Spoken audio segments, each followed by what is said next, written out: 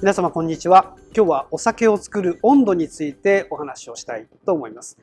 お酒っていうのは大きな発酵タンクで作るんですけれども、その中にもろみと呼ばれるお米、水、麹米、こういったものをミックスした状態、これをもろみというんですが、もろみを入れて何週間かかけてお酒に変えていきます。最初はご飯が溶けたような粥のような状態で甘酸っぱい味、そういうイメージのものからだんだんとお酒の濃度が上がっていって辛口のお酒に仕上がっていく。これがお酒を作る工程、発酵と呼ばれているものですね。厳密に言うとこれはアルコール発酵と呼ばれるもので、アルコールを作るための発酵です。お酢を作るんでしたら酢酸発酵、乳酸を作るんでしたら乳酸発酵と呼ばれて、発酵といってもお酒を作るだけではなくて、いろいろなものを作るものに発酵という文字が当てはめられますが、一番私たちに身近で、そして楽しみのために飲むことの多いものは当然お酒、アルコール発酵ということになります。で、このアルコール発酵というのは高い温度ではあまり行われません。冷たい温度で行われるということが常なんですね。冷たいというのはじゃあどれぐらいなのかということなんですが、11から13度ぐらいです。でこれ大体日本酒の発酵温度であり、白ワインの発酵温度と同じです。赤ワインは16、17、18、19、20度ぐらいで発酵させることもありますけれども、白ワインとか日本酒というのはそれよりもだいぶ低くて、いわゆる低温発酵と一般的に言われている低い温度で作るお酒なんですね。で低い温度で作れば作るほど味わいは繊細で、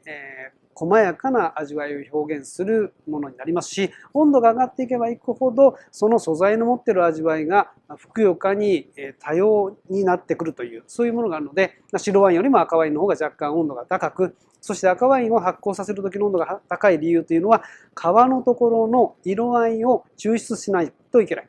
ワインの方に出さないといけないということで、温度が低すぎるとその色がよく出てこないわけですね。ですので温度をある程度上げて、風味もふくよかにする、色も出すという、そういう思いで赤ワインというのは白ワインよりも温度が高いというわけなんです。じゃあ日本酒は全部11から13で作っているかというとそうではなくて、大吟醸とか吟醸酒と呼ばれるような香りを楽しむようなお酒はもっと低いんですね。どれぐらいかというと6度ぐらいが最低温度で、最高温度が10ぐらいなんです。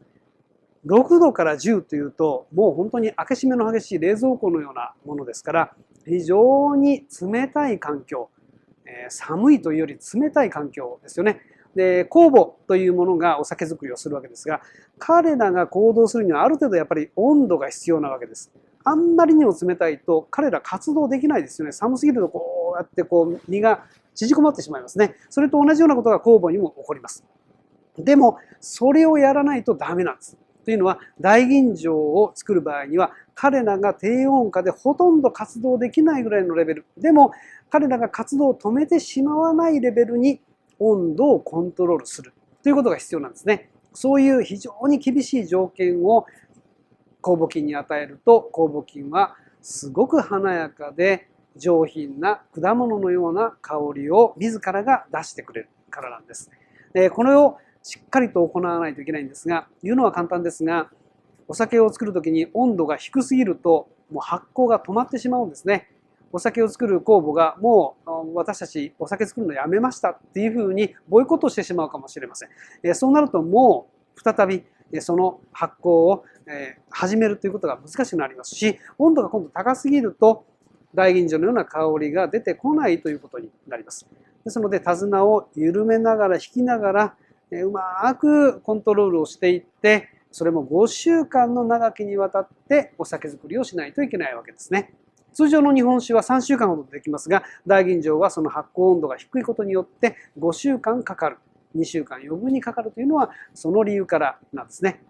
でこの温度が上がっていく下がっていくいろんな要因というのはじゃあどこから来るのかというと、外気温とそれからそのもろみの中にある要素によって変わってきます。外気温が涼しければ寒ければ当然お酒を作っているタンクの中も冷やされがちになります。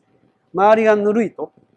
あったかいとそれらをちゃんと制御することはできませんよね。ですので冷たい水を周りに回すようなジャケットを使ったり、もしくは古くは蛇の缶という蛇缶と呼ばれるものの中に冷たい水を流して、そのいろいろうねうねとやっているものをタンクの中に沈めて中のものを冷やすというようなことをやっていたりしました。